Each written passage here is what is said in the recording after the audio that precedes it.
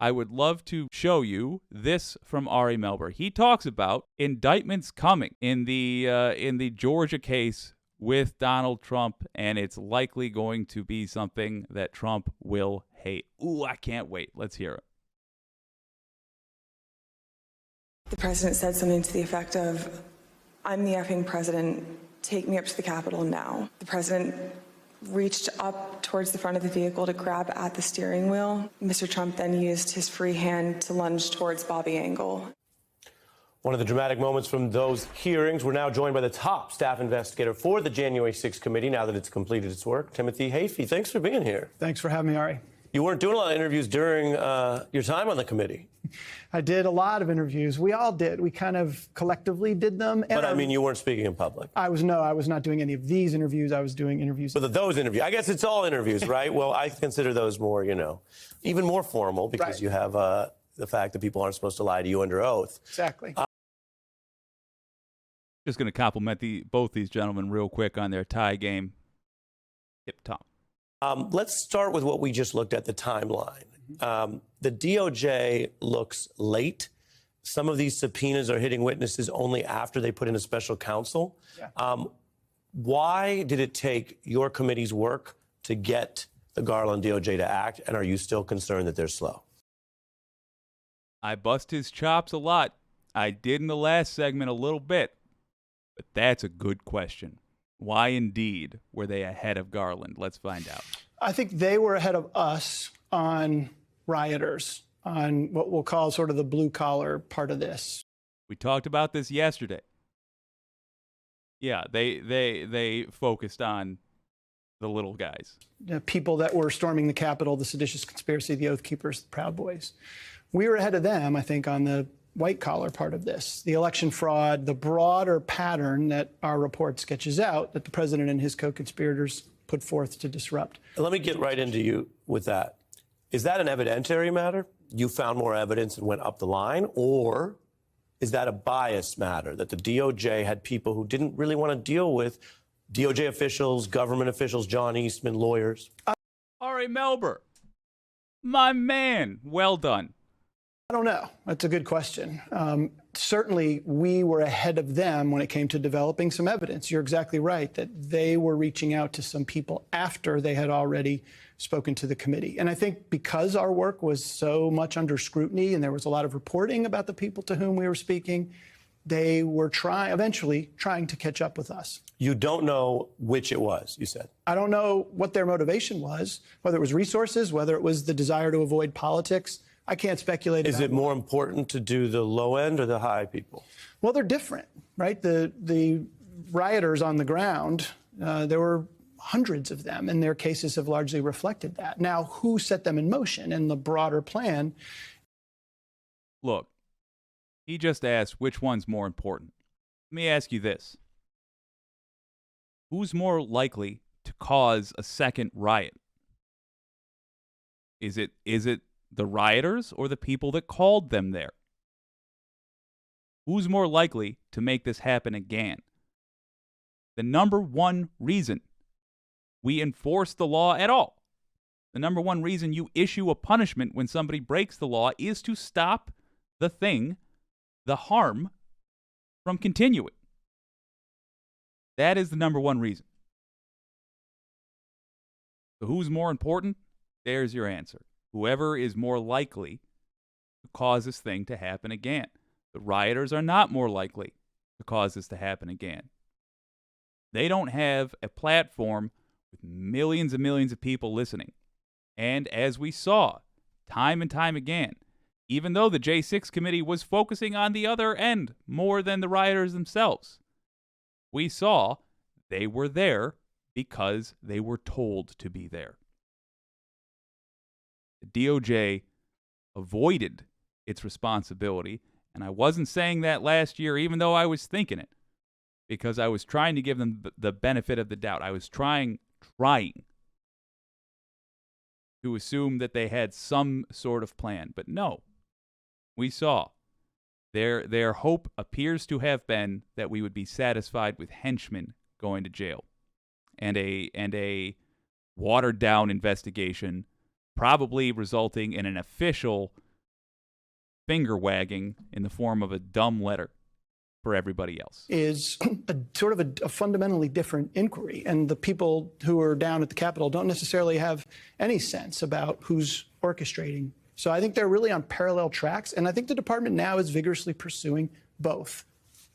Those people who were there, who stormed the Capitol, without John Eastman, Rudy Giuliani, Donald Trump, would they ever have gotten there? Absolutely not. Look, they were the last step in a multi-part plan to disrupt the joint session, right? The mob. Absolutely not, he says. I just want to grind this point in because it's so important. He says absolutely not, and he's absolutely right. They were there because they were called there by the president. That son of a gun needs to be in jail. Bitch, that's the word I was looking for.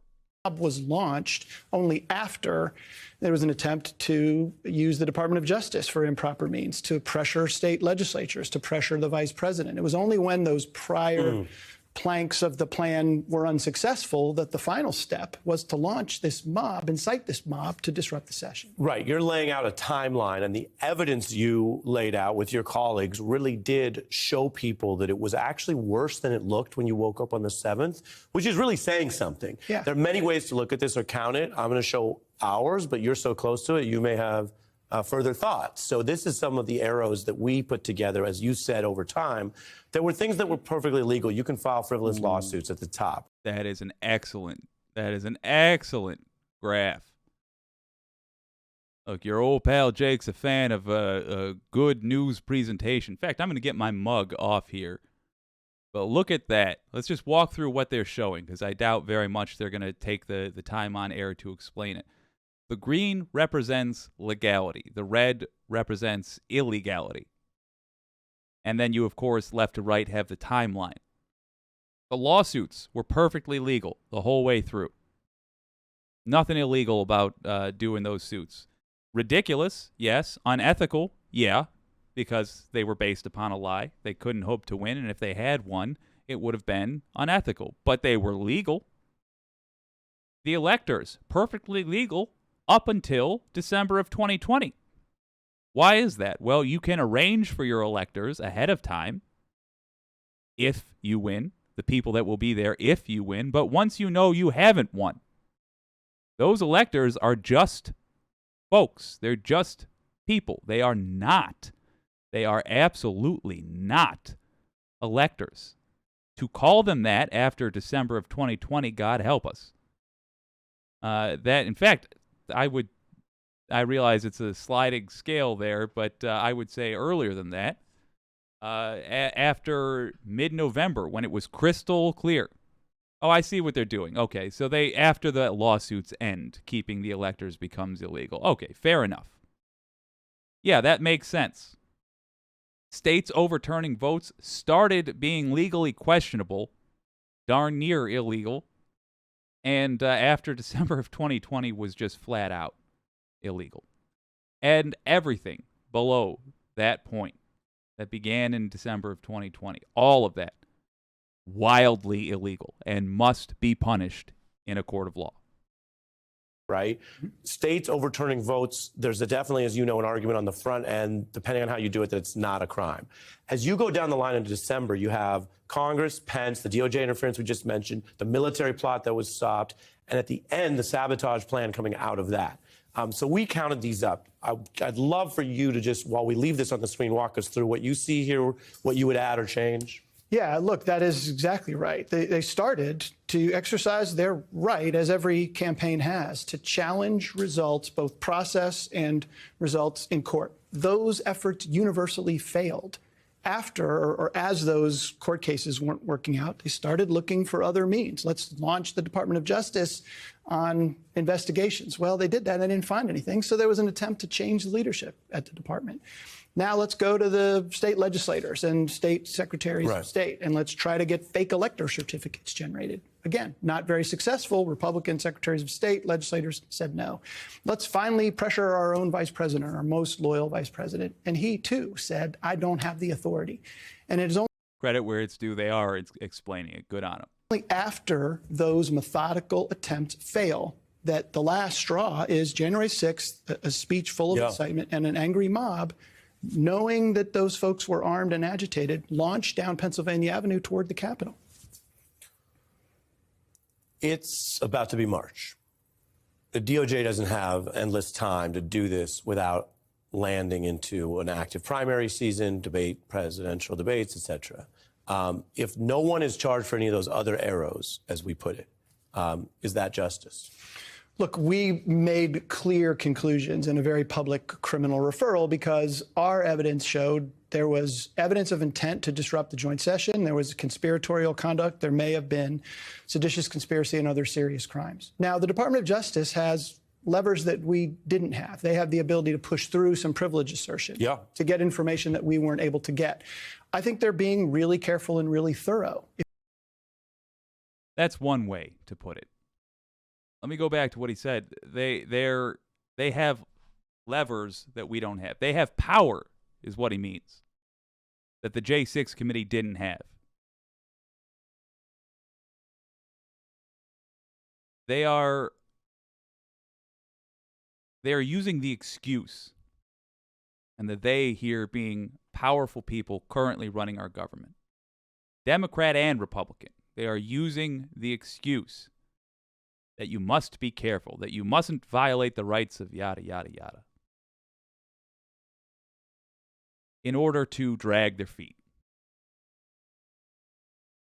If it turns out after this that behind the scenes, and I'm sure they're going to pitch something to try to appear to be this, but if it turns out that behind the scenes they were working really hard, and I'm sure that there's somebody spinning their wheels somewhere. But if it turns out there was one thing that was holding it up, one key piece of evidence,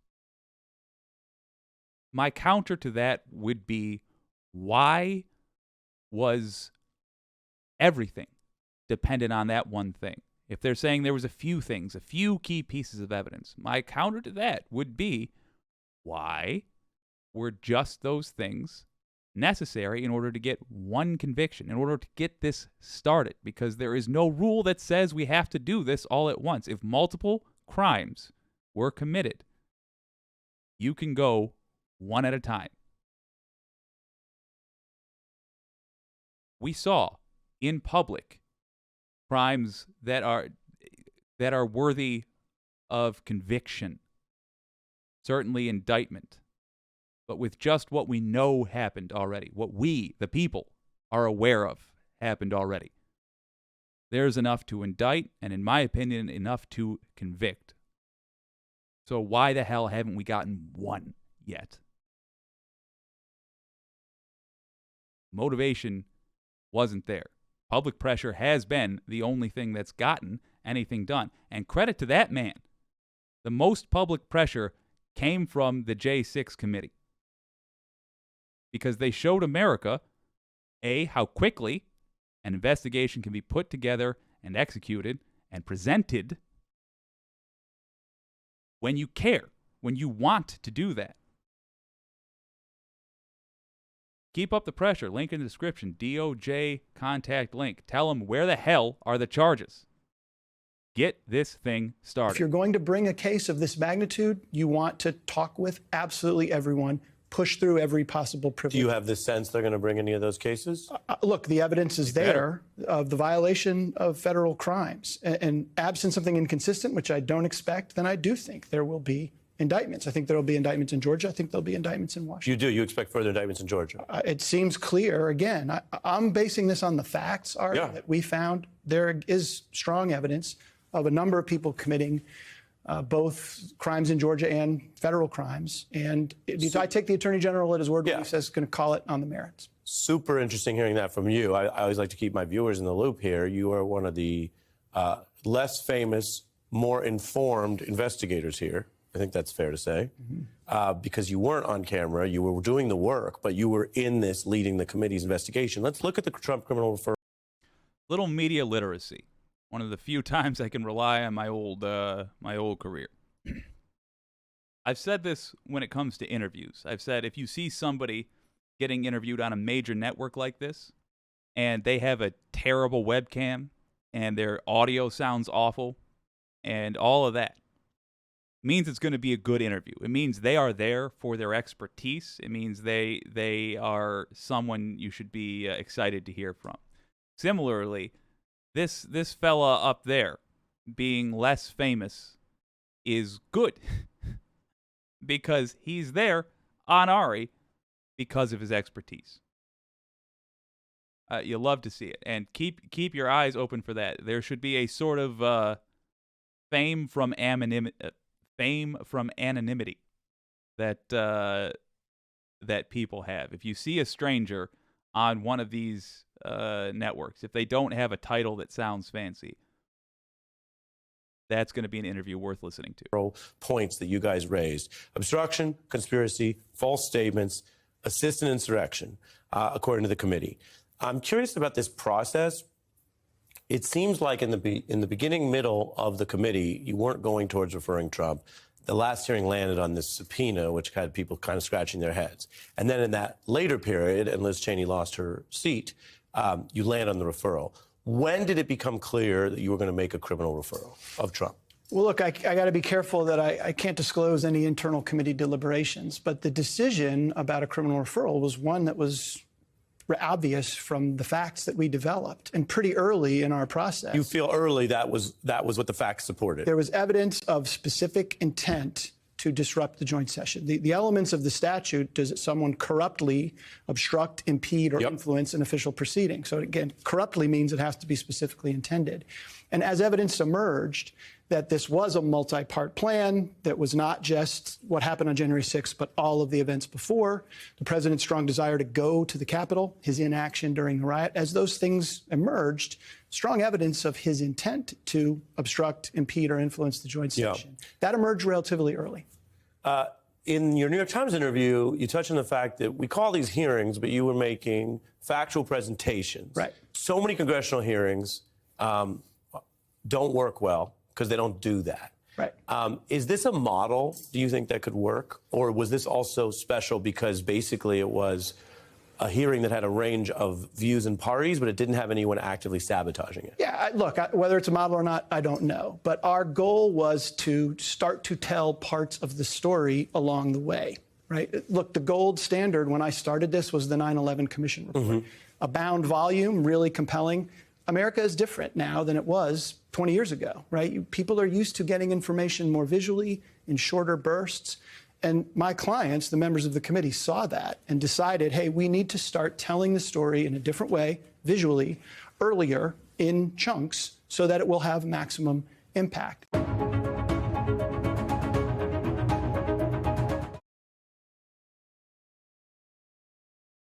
What can you do? What should you do?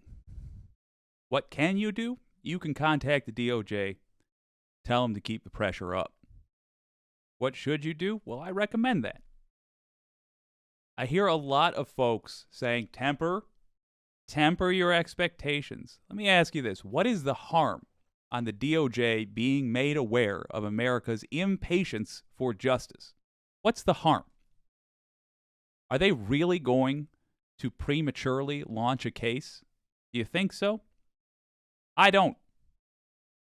What happens if they do? Let's just go with that. Let's run with that. What happens if they do prematurely launch a case and they fail in court? Well, by the time one of those ends, that the yolk of the egg will be pierced already, and we will have dozens of other cases. There are 56 crimes that Trump appears to have committed in office, or rather since 2015. The goal here is to put these mother effers in prison that broke the law. We need to pierce the yolk of that egg. Somebody, God help us. And right now, the horse leading this race is Fani Willis in Georgia. God bless her. But somebody has got to have the balls to actually indict this son of a bitch. 45 has got to face a trial. He's got to be made to testify. We need to get this going. Way too long has passed. It is dangerous. I will also encourage you, if you are in one of the 5 states that does not yet have an investigation going into the fake electors that can start a state-level investigation, pressure your state's attorney general. Link in the description with the list of that. Pressure your state's attorney general to get it going. We've got Georgia. We've got Michigan. And I got great news for you, folks. It looks like we might have Arizona as well. Chris Mays, and we're going to do a whole segment on this at a future show, but Chris Mays, the AG in Arizona, Hachi Machi, looks like she's going to do it as well. But we only have her word so far. We don't have action. So pressure her anyway. By the way, she, like my state's attorney general, listed public pressure as one of the reasons she is starting up this case. She said her constituents have told her too long has passed. We don't feel that we are being protected by Merrick Garland. We want you, Chris Mays, to protect us. Do your job, Attorney General. Do your job. And so she has. It works, folks.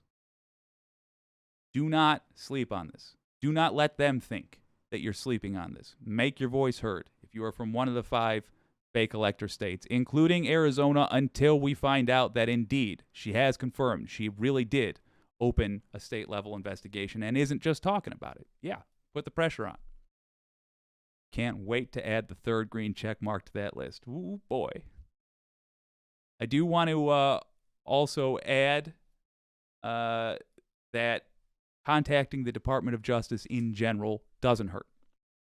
Just be another voice telling Merrick Garland, get your ass off the couch. Let's be realistic.